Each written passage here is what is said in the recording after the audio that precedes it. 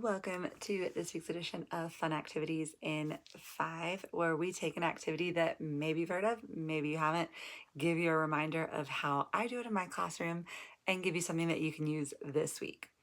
Today I'm going to be talking about a routine that I do with my students pretty much daily. The length varies. It may be a 10-second thing, it may be a 10-minute thing, but it is a routine that I put in my slides every day. And that is a ¿Cómo te sientes? Or ¿Cómo estás? How are you feeling? How are you doing today? I do use this slide when I am going through this activity, and you might think, but there's not a lot of options on there. No, and I'm happy to provide students with more options if they need more options. And as the year goes on, I'll start to take them out, like happy, sad, tired, the ones that they really learn, and I'll start substituting in some that they maybe don't know yet. When I am doing this, it gives me an opportunity, one, to check in. I can check in with students both on an emotional level as well as a Spanish level. It gives me an opportunity to kind of allow them to share things before things become problems. So if I can tell somebody is really tired, this gives them an opportunity to own that and say, hey, I'm really tired. Why? I didn't sleep last night. Awesome. Now I know what's going on. Now I know to kind of give you just a little bit of space.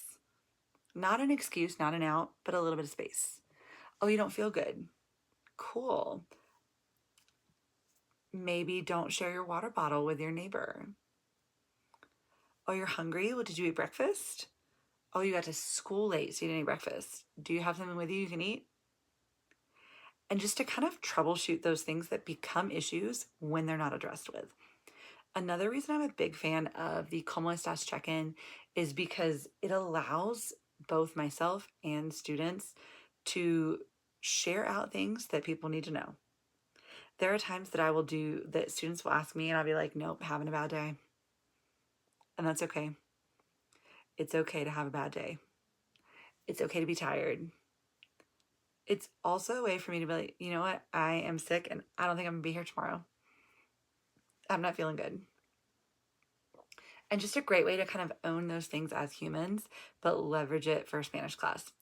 It is a great way to add some SEL to your classroom. It's a great way to allow students to kind of take care of each other. So when Susie says she is tired and Mary goes, oh, well, we were up really late studying for that test. Maybe next time we shouldn't stay up quite so late. Or I'm really tired because last night we had a volleyball game and went into overtime or whatever you call extra in volleyball. And, like I was out until 9 and then I had all this homework and, all these things. And then I forgot my Spanish notebook at home and it just puts some human context around what's going on. I do the same thing in my level 1 and my level 3 class. It's just a way to very, very, very basically check in with students. Now, you could level this up, especially in an upper level class, and have them provide justifications or reasons or advice to each other. You could have other students ask follow-up questions. Susie's sad. Anybody have a follow-up question? Cool. Why are you sad? I don't want to share. Okay, that's fine. I'm happy. Why are you happy? Well, that's funny because we just did celebrations and you didn't have anything to celebrate, so why are you so happy? Do you want to share out now? Oh, now you want to. Okay, cool. I got you. Your aunt had a baby. Awesome. This also gives you a little bit of back pocket knowledge for when you need to reach out to parents. Whenever you need to reach out to parents and say, hey, Johnny did this today. Now I know XYZ because Johnny shared it this week. And I understand and that I would love to find a solution, even though we know X, Y, and Z is true. He's got football till late. He has a lot of homework in AP US history. He's staying up really late and he's really tired and can't stay awake in first period. What can we do about all these things? I hope, if you are not already, that you do implement a check-in activity with your students to see where they're at and how they're doing. And I can't wait to hear about it. Until next time, have a great day.